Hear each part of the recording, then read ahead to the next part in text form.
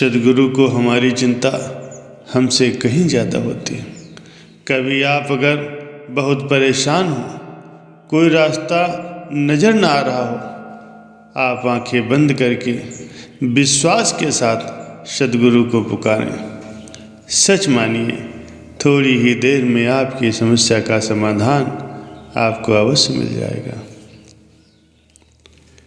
एक शहर में एक अमीर सेठ रहा करता था।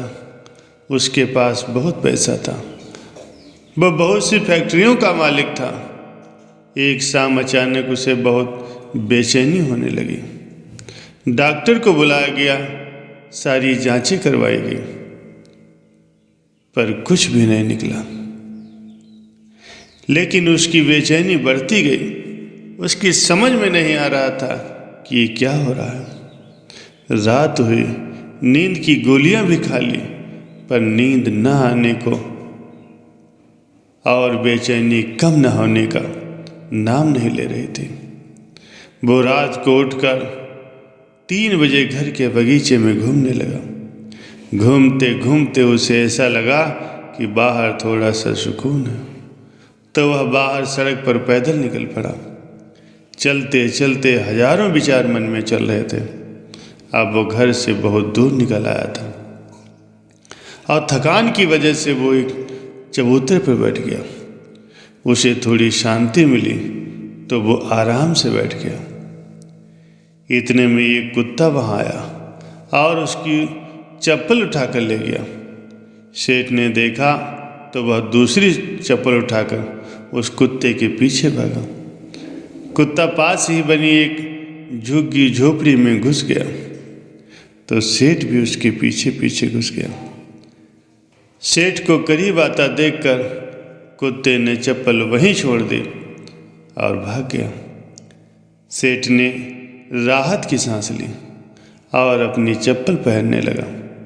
इतने में उसे किसी की रोने की आवाज़ सुनाई दी।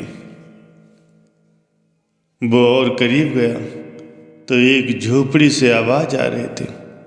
उसने झोपड़ी के फटे हुए बोरे में झांक कर देखा तो वहाँ एक औरत फटे हाल मैली सी चादर पर दीवार से सटकर रो रही थी और ये बोल रही थी, हे भगवान मेरी मदद कर, हे भगवान मेरी मदद कर, और रोती जा रही थी। सेठ के मन में आया कि यहाँ से चले जाओ, यहाँ कोई गलत न सोच ले। वो थोड़ा और आगे बढ़ा तो उसके दिल में ख्याल आया कि आखिर वो औरत रो क्यों रही है, उसको क्या तकलीफ है। और उसने अपने दिल की सुनी और वहाँ जा कर के दरवाज़ा खटखटाया। उस औरत ने दरवाज़ा खोला और सेठ को देखकर घबरा गई।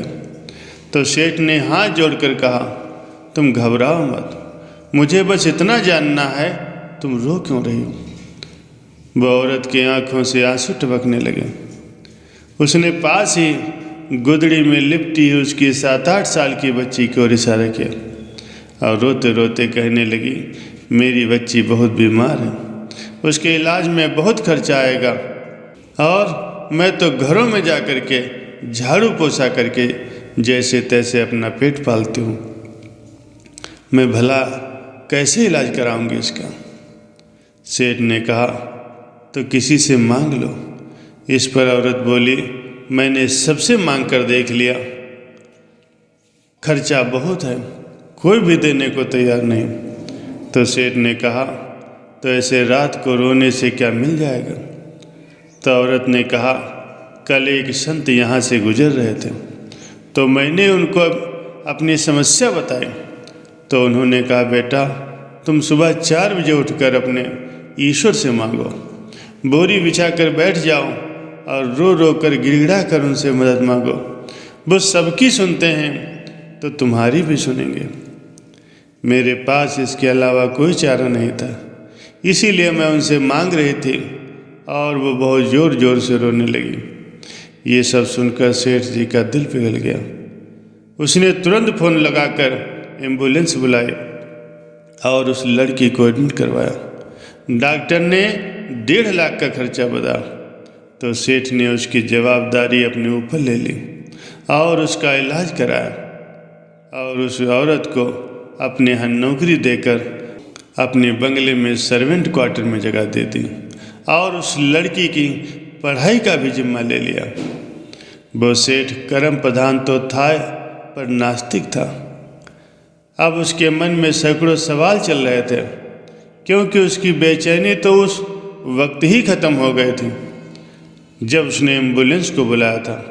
बस सोच रहा था कि आखिर कौन सी ताकत है जो मुझे वहाँ तक खींच ले गई। क्या यही ईश्वर है?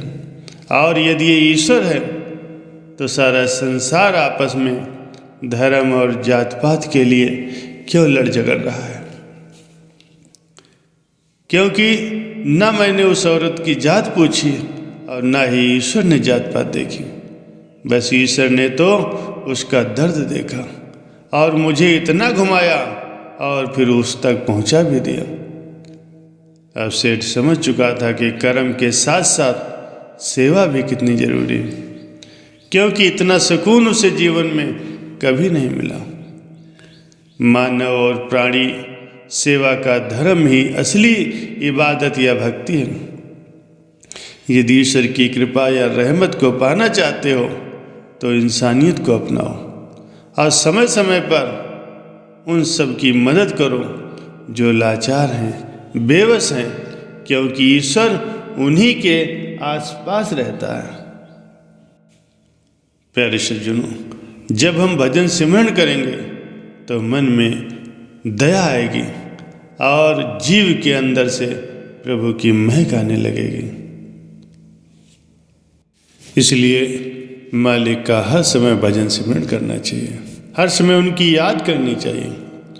एक बार राजा अकबर ने बीरबल से पूछा कि तुम हिंदू लोग दिन में कभी मंदिर जाते हो,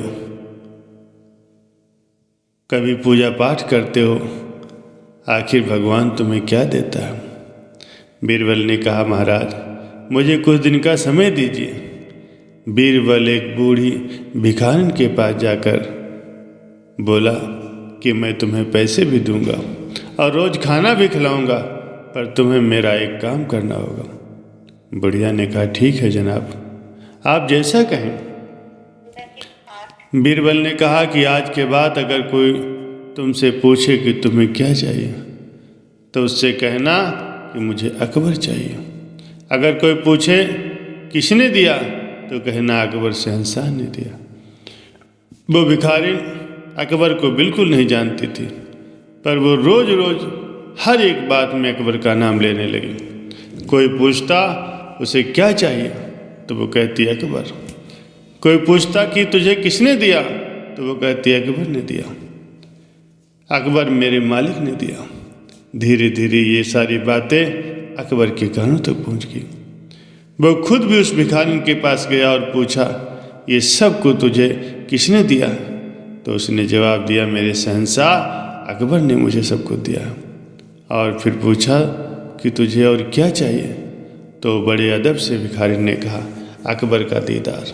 मैं उसकी हर रहमत का शुक्राना करना चाहती हूँ, बस मुझे और कुछ नहीं चाहिए। अकबर उसका प्रेम और श्रद्धा देखकर निहाल हो गया, उसे अपने महल में ले आया। भिखारिन तो हक्की बक्की रह गई और वह अकबर के पैरों से लिपट कर बोली, धन्य है मेरा शहंशाह। अकबर ने उसे बहुत सा सोना दिया, रहने का घर दिया, सेवा करने वाले नौकर भी दिए। तब बीरबल ने कहा, महाराज ये आपके उस सवाल का जवाब है। जब इस भिखारी ने सिर्फ कुछ दिन तक सिर्फ आपका ही नाम लिया तो आपने उसे निहाल कर दिया।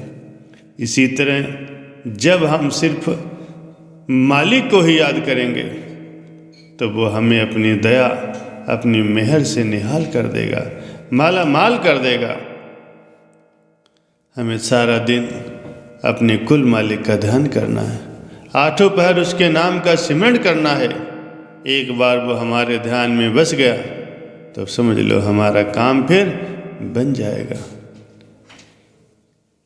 जब एक दुनियावी बादशाह सिमरन से इतना कुछ दे सकता है तो उस कुल मालिक जिसने ये सभी धरती और सभी बादशाह बनाए, उसके सिमरन से कितनी रहमत मिलेगी, हमारी क्या अवस्था हो जाएगी।